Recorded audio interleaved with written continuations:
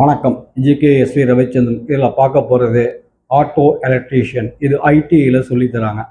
Auto electrician சொல்லிட்டு இது நீங்கள் சின்ன படிப்பு அப்படின்னு நினைப்பீங்க. ஆனால் இந்த சின்ன படிப்பு ஒரு 5 வருஷம் நல்லா வேலையை கற்றுக்கிட்டு ஒரு டேலண்ட் ஆகிட்டிங்கன்னா 2 லட்சம் ரூபா வரைக்கும் சம்பளம் கிடைக்கிது. அதை பற்றி தான் சொல்ல போகிறேன். இப்போ நீங்கள் ஆட்டோ எலக்ட்ரீஷியன் கற்றுக்கிட்டு சாதாரண கேரேஜில் நீங்கள் வேலை பார்த்தாவே வேலையை கற்றுக்கும் போது உங்களுக்கு கம்மி சம்பளமாக இருக்கும். ஆனால் வேலையை கற்றுக்க இன்றைக்கி லக்ஸரிஸ் கார் மட்டும் கிடையாது, ஹெவி மிஷினரிஸ் வந்துருக்குது.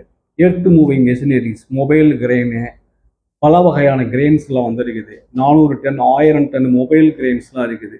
இந்த மொபைல் இதெல்லாம் ரிப்பேர் பண்ணுற ஆட்டோ எலக்ட்ரீஷியன் படிச்சுட்டு ஹைட்ராலிக் மெக்கானிக்கல் சிஸ்டம் எல்லாம் கற்றுக்கிட்டவங்களுக்கு 2 லட்சம் ரூபா வரைக்கும் சம்பளம் கிடைக்குது. ஒரு பக்கம் கார்ஸை பற்றி மட்டும் தெரிஞ்சவங்களுக்கு, லக்ஸரி கார்ஸ் வரைக்கும் தெரிஞ்சவங்களுக்கு 1 லட்சம் ரூபா வரைக்கும் சம்பளம் கிடைக்கிது.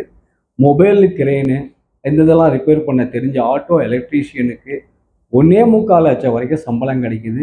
இதுதான் உண்மை. நன்றி, வணக்கம்.